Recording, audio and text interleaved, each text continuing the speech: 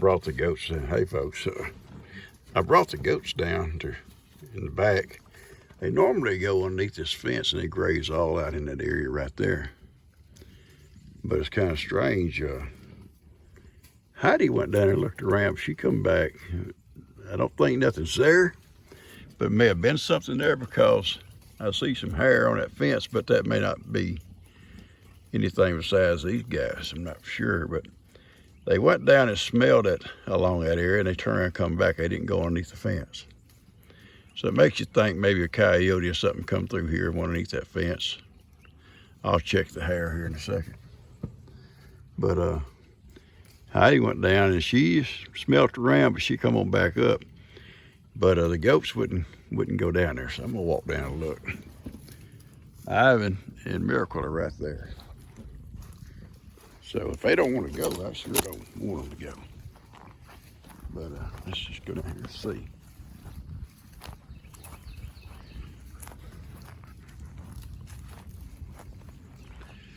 I mean, anything can be out there, I guess. That creek is right there. It makes a big half circle and comes back up toward the other end. Let's look here, honey. No, I don't think that's nothing. No, that's just goat hair. That's just goat hair. But they sure didn't like the smell of something down here. Yeah, I got my gun on the mule here, so I'm not too worried. Ivan up here, he's okay. Heidi's not showing any kind of alert, so I guess just, if something was here, it just came by here. But it still left a smell. They didn't want to go down there.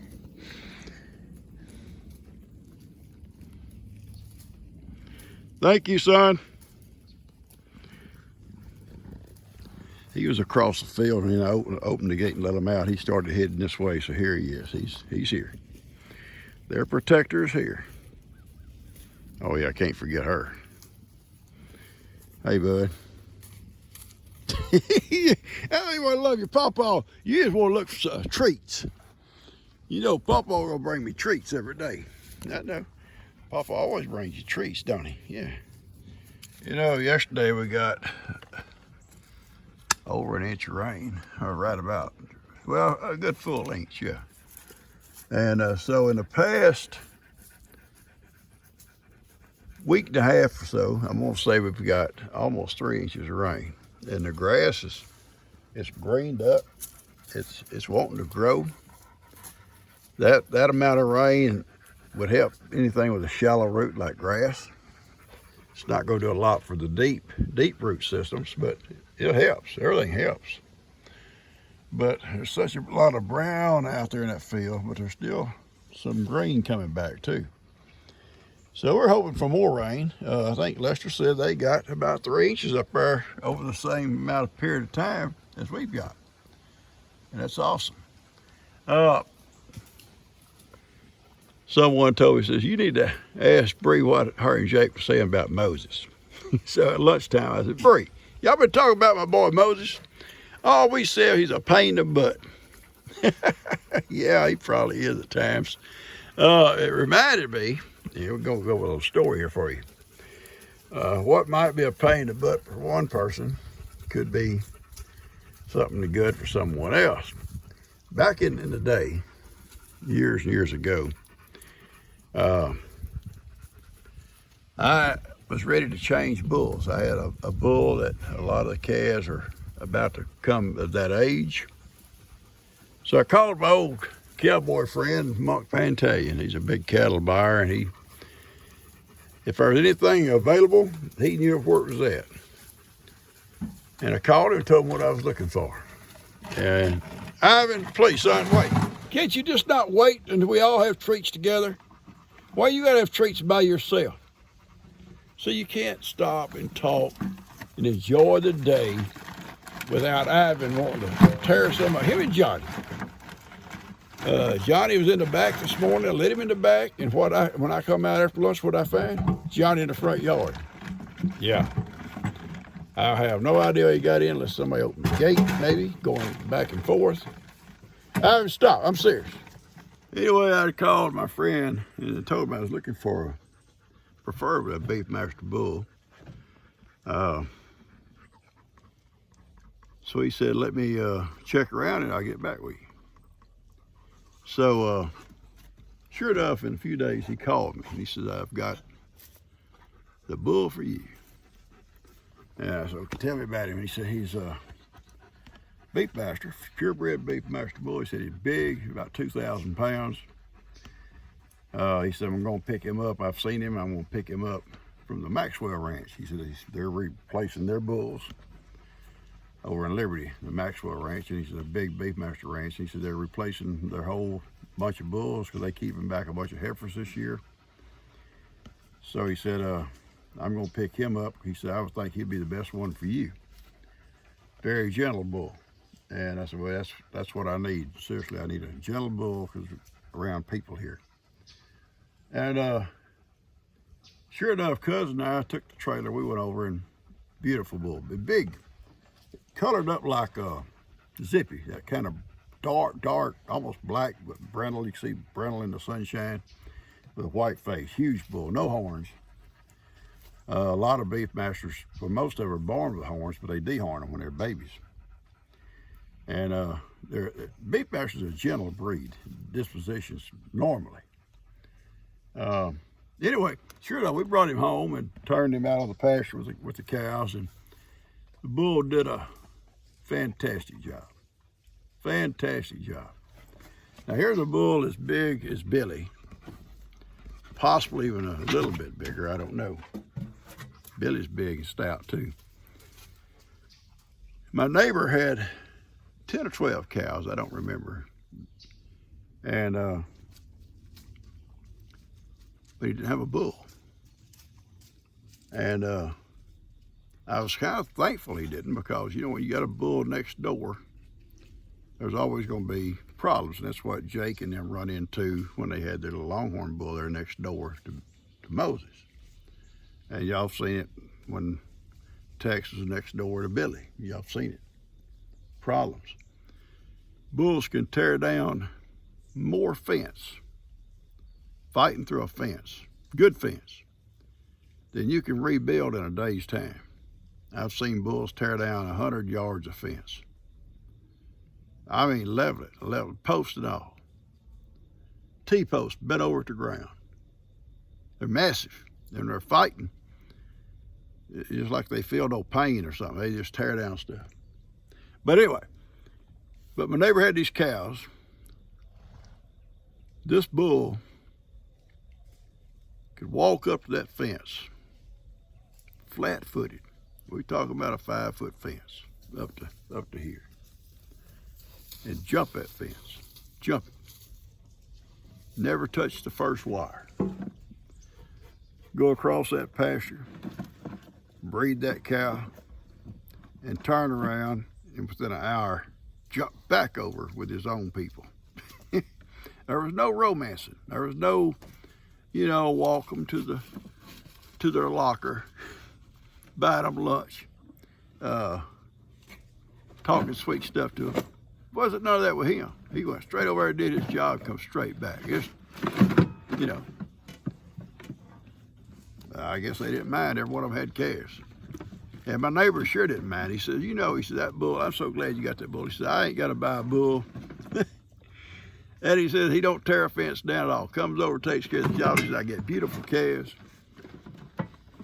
So see, a bull at some point might be a pain in the butt. In other occasions, for some folks, it may be a blessing. That bull was a blessing to those folks. I kept him for several years until I finally, I was expanding some different places, and I got to the point I couldn't keep carrying heifers to other places, so I keep some back from him. He's getting, stop! Folks, I'm serious. I can't tell a story with this going on. I'm so serious. Hang on. Talk about bulls. Now, I've told y'all a story about bulls being unpredictable. You know they are. You never can predict the mood a bull may be in. He may be the most gentle bull in the world today. An hour later, something's made him mad. You don't need to be around him. And they don't always have a big sign on their forehead saying, I'm mad or I'm angry. You just got to kind of watch that body language. Now, Moses and Billy too have never got like mad at me. Neither one of them. I've seen them angry. I've seen them, you don't want to get between them and whatever they're mad, angry at, because they don't, you know, getting between them is not the smart thing to do. They're not trying to maybe hurt you. They're not even thinking about you. Whatever, their mind is concentrating on what they're looking at or what they're angry with. Moses will get over there sometimes in that corner of that pasture, and his dad's across that creek in another pasture, and they start that talking stuff back and forth, you know. Moses probably telling him how tough he is, and his dad says, you ain't nothing, son. I've done all that. And they just go back and forth. Then finally, sometimes Moses gets a little bit worked up. And he'll come out of that thicket over where he's angry now. His dad's done made him angry. And he's walking, he's all puffed up. Ooh, ooh, he's mad. I don't normally go out and mess with him at that point. It's not the time to go messing with him. I can't do nothing without these people. This is ridiculous right here. Yeah, that's ridiculous. You three. Sometimes 4 or 5. Anyway, I thought I'd tell you about that story about that bull. I kept that bull many years, replaced a lot of cows with him, you know, some heifers, some young stock going to these other pastures. And I'll tell you one more story to throw this with us about bulls. I had purchased a young bull. He's a year old. His name was Bubba. Yeah, Bubba. Registered beef master bull is, which if you know anything about beef master, you know the bloodlines. You know his bloodline coming out of the mountain man bloodline. And if you're not familiar with beef masters, then that's not going to mean anything to you. But mountain man was a big, sandy colored bull, huge bull, very famous in the old time beef master breed. You know, I purchased this calf of his, and beautiful bull, young bull, big stout bull, no horns. They'd dehorned him when it's young bull and brought him home. You may have heard Cuz talk about him, butting him in the butt. I brought him home, put him in that little old pen like I always do, and started gentling him down, you know, feeding him and brushing him, talking to him and sitting there with him. And even though he was already a year old and hadn't been held or handled at all, he gentled down to me just like these other guys. You know, you just walk out there and pet him in the pasture, love all over him like a kid, Billy. Now, there's nothing else back there. The cookies are up here. Thank you. Should have told him. They're down here by my feet. Anyway, he grew up. Big, huge bull, massive bull. And he liked to play. Jake was a baby. And Dan was going out across the field with Jake on his shoulders. And Bubba saw him, and here he come, playing, jumping sideways, tail up in the air, kicking, scared Daniel to death. And I don't blame him, he had that baby with him. And Daniel took off running, and Bubba was gaining. And Jake was up on top of him just laughing. Well, he made it to the gate. Bubba wasn't trying to hurt him. He wanted to play, because my fault, I would go out and I'd shove on Bubba's head sometimes. He'd butt back, and I'd shove back. He'd hut back, and I'd shove back. And, you know, when he was young, but he got old, got bigger. He become our main herd bull here on the place. And Cuz and I was feeding one day, and Cuz mentioned it a few times, and some hay out of the back of the truck, and I was standing there talking. We got done with all the hay, and Cuz kind of leaned up like it's on a tailgate. Bubba come walking by, like moseying by, like Ivan does, like he didn't care, and just turned around and put his big head right on Cuz's butt and just throwed him up, almost up on top of that truck. I tried to hurt him. Just that's the way he did. That's the way he played, and it went on. It's real foggy one night. We're rendezvousing. Foggy. And somebody had come to the rendezvous down here in the woods and didn't close the gate good or whatever, left the gate up there by the house. Rendezvous was over, we're going out, and we seen the gates open. And tracks, big tracks going through the gate, so we knew Bubba is in that yard somewhere. So Dan, he's on his four-wheeler, he runs and gets a bucket of feed,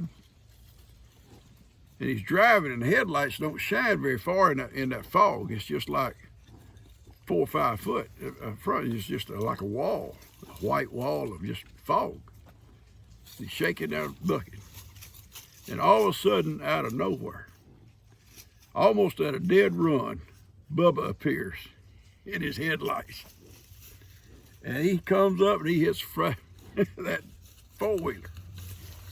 The bumper hits it and starts pushing it back, and Dan on there, that bucket of feed, scared to death. Bubba's pushing him all the way back across that yard, doing his head like that. Hey, we finally got him back in and give him the cues. He was fine. He just playing. Could have hurt somebody. Could have hurt somebody. He could have run over somebody in the fog. And thankfully, Dan was on that four-wheeler. He wasn't standing there holding that bucket of feed. He may have got knocked for a loop. I don't know. But bulls can be funny. They can be a pain in the butt. They can be dangerous. Something I always remember about them. But that guy back there can be dangerous sometimes. Dangerous to me right now. I was stopping. I get so sick of having to tell him to stop. You'd think stop would be something he'd understand. Not Ivan. That word don't mean nothing to me, Papa. All right, the goat's right here in these woods now, and Heidi's right over here, and we're watching. We're just gonna sit here. What? I know. Ah, that's my Gatorade. That's mine. You don't drink. You just want to love now. You know I got cookies. You know I got cookies, don't you? I don't want to see that part of you. Oh boy. All right, I'm gonna cut this off for a while and just deal with this, guys. This is gonna be an issue right here. We're gonna have an issue. Me and you gonna have an issue. Ah! Why you want to hurt your pawpaw? Why you want to hurt people? Oh no, there she is, Ivy. Don't let her get pawpaw. Stay between us. Thank you. Stay between us, Ivy. I'm serious. Don't let her in here. She likes to fucking crawl up your lap and then starts that button stuff. It's been a good day, guys. It's hot. It's humid with all that. I'm serious. This is my drink. This is mine. Not Ivan's. Not Ivan's. Okay?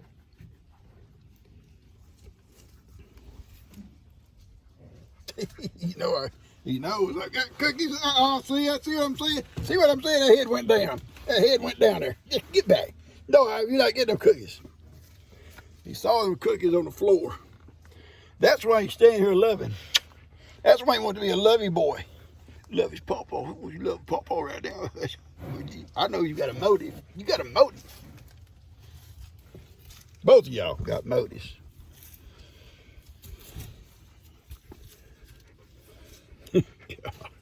I'm gonna cut this off and argue with these people for a while.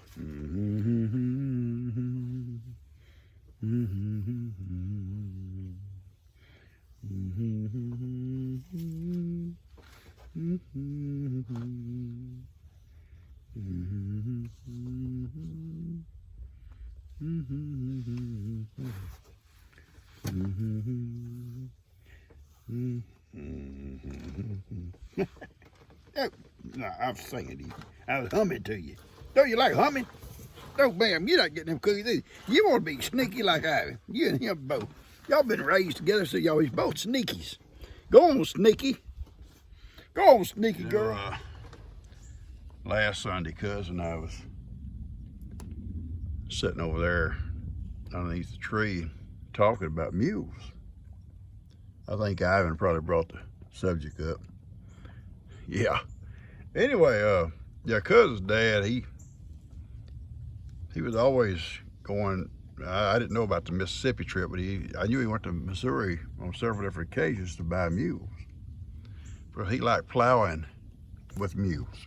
And the cuz said he would disc his garden first with a tractor and then plow with his mules. Well, my grandpa never plowed with anything but a mule, and my dad even offered to plow his gardens and his cornfield with a tractor on several occasions. He said no, he liked doing it with his little mule.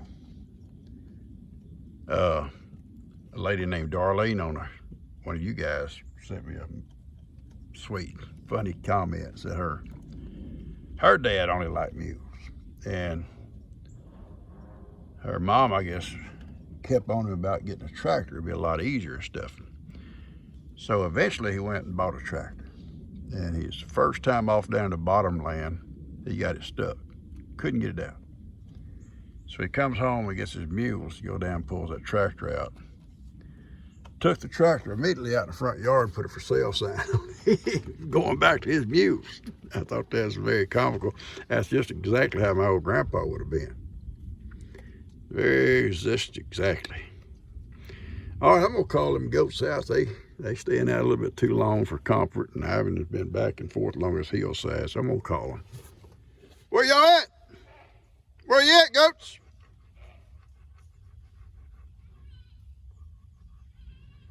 Hello, goats. Oh, okay, I see one. Where's your friends? They leave you? They get out there in that thicket and they get separated, not paying attention. And next thing you know, one will come out way off down here and lost as a goose. Won't know where his friends are. They can't go too far away. There's a creek runs all the way around them. It's got water in it all the time. So they're right in that area there. I can see some movement, so I guess they're starting to kind of accumulate. Come on, people.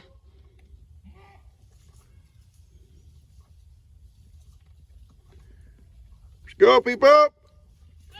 Yeah, come on up close. Y'all done got Ivan upset. Yeah, he's very upset with y'all. Being bad children. Bad children. That's what Ivan said. Yeah, there it is, Johnny, right in the front. Johnny, it's your fault. That's Johnny. Pain in the butt. Now I see my little girl coming. Such a sweetheart.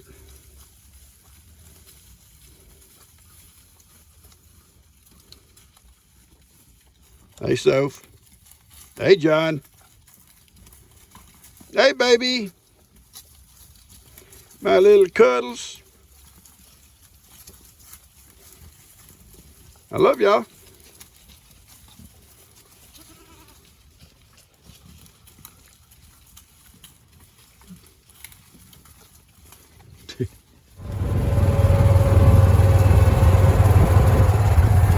Don't stop, monkey. Let's do this here.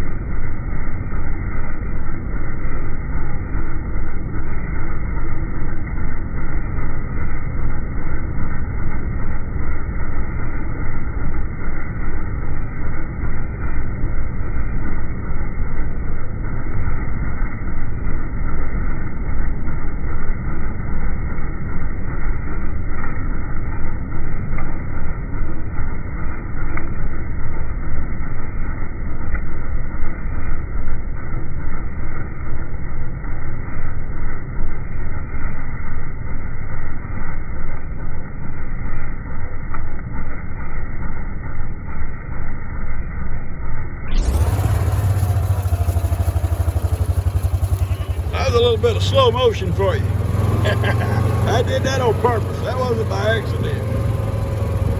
I thought it kind of cute. Let's go put these guys up. All right, guys, I'm gonna cut this video off. I don't know how long it is. We're about to go over to Dan's for an evening dessert, I guess. Dan likes to, he stopped cooking big meals in his contest, like, which is homemade, which is store-bought, but now they're doing dessert. And actually last week's homemade, I think, they both taste the same, but I think it had a better texture than the store-bought. It's some kind of little cake and ice cream. The ice cream naturally was, he didn't make it. Someone asked, Papa, are you going to make butter, real butter out here in your little kitchen? Yes, I am. I sure am. We're going to churn some butter one day out here. As soon as this weather cools off, we're going to fire this little baby up. We're going to do a test run first. We're going to fire it up. I'll show you how to fire it up. We're going to watch the temperature, see how long it takes, do some timing, how long it takes to get hot in the oven, how long it gets hot on the top. You got that little temperature gauge now I got in as a gift. On top, we can watch the temperatures up there. Move it around, because one side on that little stove would be hotter over here by where the firebox is than the other side. And we'll kind of compare them. Do a little, just kind of a little, run through, go through the motions, see how it works. And then first cool morning, we're gonna cook. But yeah, we will make some butter out here. I plan on using real butter. When I need butter, I'm gonna plan on using real butter, not artificial. I plan on it being old-timey. If I need oil, cooking oil, I'll use bacon grease or lard. Lard's an old-timey thing. A lot of lard, a lot of folks, I don't think use lard anymore. They may, I don't know. Once they started going to all this vegetable oil and stuff like that, people kind of got away from the lard. Lard is probably better for you. Maybe, I don't know, maybe. But yeah, we're going to use lard. We're going to use real butter. Hopefully everything we do will be old-fashioned. Now, some of the recipes, I'll be honest with you, some of the recipes I may use some more modern stuff so people will like, would love to eat the food, but we're going to try to stick with old-timey stuff.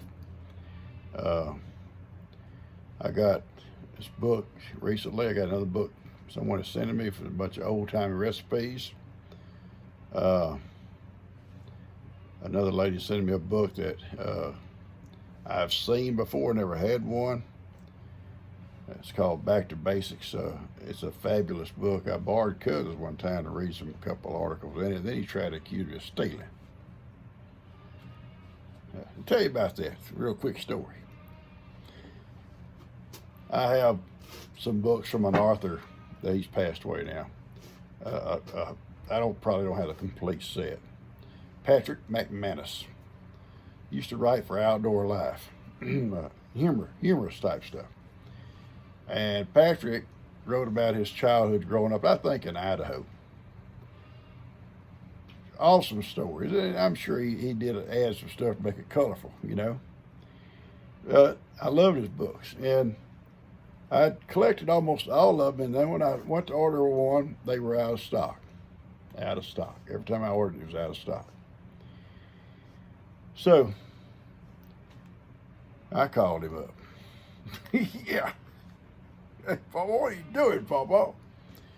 I said, look, I can't get this book. Can I buy it directly from you? Yes, sir, you can. And I sent the payment to him. I got the book with his signed autograph in it. Okay, that's good. Kenny, your old cousin Kenny, comes along, and he had read all the books except for this one. Can I borrow that book, Papa? I want to read it. I'll bring it right back. I read fast. Yeah, right, Kenny. You can't read, son. You're going to look at pictures. But anyway, it was funny. He took the book. Well, I wrote it down like you would in the library. I wrote it down in a little loose leaf notebook. I wrote Kenny, and I told the name of the book. And he goes with it. I forgot about it. Kenny forgot about it. Yeah, he read the book. He stuck it in his car or whatever, and it went on. A long time went on. Finally, one day, I happened to be doing some stuff, and I saw that note. Kenny. I said, oh, my goodness, Kenny's got my book. I grabbed the phone. I called, Kenny, do you know what the fine is, your late fees for that book? What book? Yeah, what book? I told him. Oh man, I'm sorry. I do. It's. I know it's in the car. I know it's in the car. Sure enough, he brings it back. You gotta write their names down if they borrow something. I'm gonna cut this off, guys. I hope y'all like this little video about just taking the goats back in the back. Hit the subscription button if you haven't. Hit the like button if you liked it. Share it with a friend. Maybe they'll like it. Catch you guys later. I love y'all.